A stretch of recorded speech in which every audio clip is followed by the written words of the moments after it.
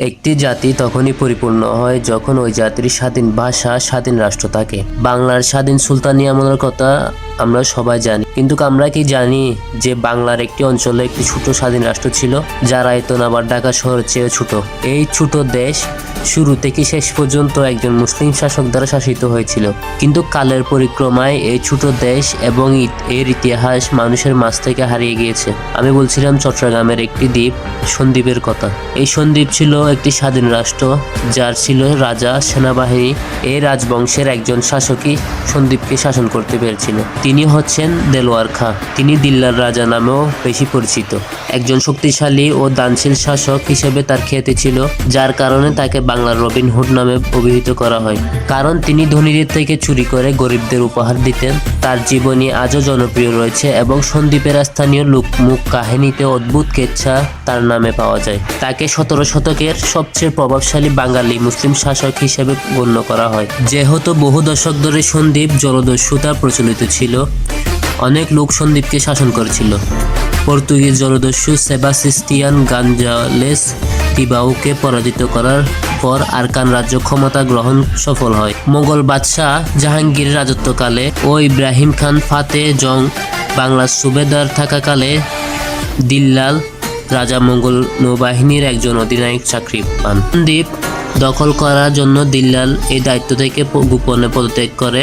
সন্দ্বীপে তিনি তার খানদান এবং ব্যক্তিগত সেনাবাহিনী নিয়ে স্বাধীনভাবে শাসন করতে শুরু করে। সৈয়দ মর্তুজা আলীর মতে আরাকানের মগদের বিরুদ্ধে মঙ্গলদের যুদ্ধ শুরু হওয়া দিল্লাল শান্তিপূর্ণভাবে সন্দ্বীপ শাসন করতে পেরেছিল। কেন যে দিল্লাল একটি স্থিতিশীল চাকরি থেকে পদত্যাগ করেছিল এবং নিজের জন্য বিবেচনার স্বাধীন জীবনধারা বেছে নিয়েছিল তাও জানা। তিনি প্রায় 50 বছর শাসন করেছেন, যেটা 1618 থেকে 1622 সালের মধ্যে যে কোনো এক সময় শুরু হয়েছিল। দিল্লালের ছেলে শরীফ খাঁ মুঘলের অধীনস্থ 500 সেনানীর মনসবদার নিযুক্ত হয়েছিলেন। দেশ ভ্রমণকারী স্যামুয়েল পরচাস লিখেছিলেন, সন্দ্বীপের মুসলমান সংখ্যাগুরু হলেও দিল্লাল সংখ্যালঘু হিন্দুদের সাথে ন্যায় আচরণ করতেন। দিল্লালের বিচার ব্যবস্থা ছিল অন্যান্য। তার একটি আইন ছিল যে ঝগড়ার পরে উভয় পক্ষকে একই জায়গায় দাঁড়াতে হবে এবং দিল্লালের আগমন ও রায়ের পরেই স্থান ত্যাগ করা। দিল্লাল প্রয়োজনে স্বজনদের বিরুদ্ধে ব্যবস্থা নিতেও দ্বিধাবোধ করেননি। তিনি হিন্দুত্ববাদে জাতি বর্ণ ভেদাভেদ ও অস্বীকার করতেন। শত্রু বা সামরিক কৌশল হাত থেকে সন্দ্বীপকে হেফাজতের ক্ষেত্রে দিল্লাল অত্যন্ত কঠোর নীতি ছিল। সন্দ্বীপের একমাত্র রাস্তাটি ছিল খাড়ির মধ্যে দিয়ে, যা দ্বীপটিকে মূল ভূখণ্ড থেকে পৃথক করেছে। এই চ্যানেলের মুখে তিনি একটি কেল্লা তৈরি করেছিলেন, যেখান থেকে হাজার হাজার বন্দুকওয়ালা দুশ্মনদের পথ বাধা বা ধ্বংস করতে পারে। দ্বীপের অভ্যন্তরে তার মহলটি ছিল একটি কেল্লা, যার চারপাশে খাত এবং পিছনে ঘন জঙ্গল ছিল। 1629 খ্রিস্টাব্দে আরাকানের মকরাজা শ্রী সুদমন বুঝতে পেরেছিল যে দিল্লাল রাজা তার আরাকানের আধিপত্য মানতে রাজি নন। একটি সেনাবহর পাঠিয়েছিলেন সন্দ্বীপের দিকে। দিল্লাল অবিলম্বে তার সেনানীদের সন্দ্বীপের প্রবেশ পথে খাড়ির চুপচাপ বসে থাকার হুকুম দেয়। খাড়ি দিয়ে প্রবেশ করে মগরা ভয় না পেয়ে তাদের নৌকা থেকে নেমে দিল্লালের মহল দিকে যাত্রা শুরু করে। সেই মুহূর্তে দিল্লালের সেনানীরা মগদের আক্রমণ করে আসে এবং কেল্লার সেনানীরা তাদের লক্ষ্য করে গুলি চালাতে থাকে। অনেক মগ নিহত বা বন্দী হলেও কেউ কেউ তাদের ভাঙ্গা নৌকা নিয়ে আরাকানের দিকে পালিয়ে যায়। এই আক্রমণের স্মরণে এলাকাটি আজও মগধারা নামে পরিচিত।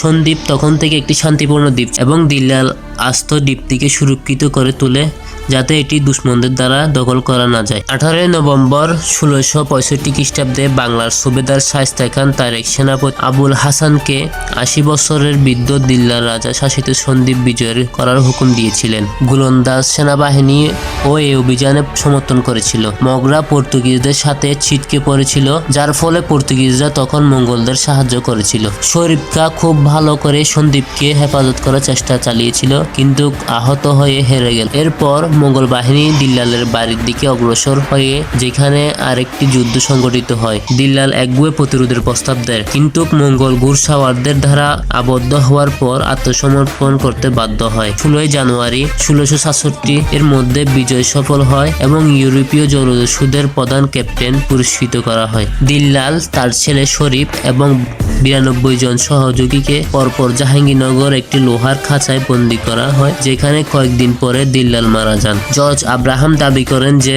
তাদের মুর্শিদাবাদে আটকে রাখা হয়েছিল, কিন্তু ইতিহাসবিদ মোহাম্মদ আব্দুল কাদের এই দাবি খণ্ডন করে, কারণ মুর্শিদাবাদ আসলে 18 শতকের প্রথম দিকে মুর্শিদ কুলি খাঁ দ্বারা বাংলার স্বাধীন রাজধানী স্থাপিত করা হয়। বেশিরভাগ ইতিহাসবিদরা লিখেছিলেন যে দিল্লাল খাঁকে বন্দী করে জাহাঙ্গীরনগরে পাঠানো হয় জমিদার মনোয়ার খানের অধীনে এবং পরে সেখানে তিনি মারা যান। 1666 খ্রিস্টাব্দে পর্যায়ক্রমে আব্দুল করিমকে সন্দ্বীপের মোগল সুবেদার নিয়োগ করা হয়। এভাবে মোগলদের হাতে সমাপ্তি ঘটে সন্দ্বীপ নামের স্বাধীন রাষ্ট্রটির। এখন সন্দ্বীপ বর্তমানে স্বাধীন বাংলাদেশের একটি উপজেলা। ইতিহাসের অধ্যায়ের এই ইতিহাস নিয়ে তৈরি করা ভিডিওটি যদি আপনাদের পছন্দ হয়ে থাকে, লাইক কমেন্ট শেয়ার করে পাশে থাকবেন এবং কোনো প্রকার যদি ভুল হয়ে থাকে, তথ্য যদি কোনো প্রকার ভুল থেকে থাকে, তাহলে অবশ্যই কমেন্ট করে জানাবেন। পরবর্তী ভিডিওতে পরিবর্তন করার চেষ্টা করবো ইনশাআল্লাহ।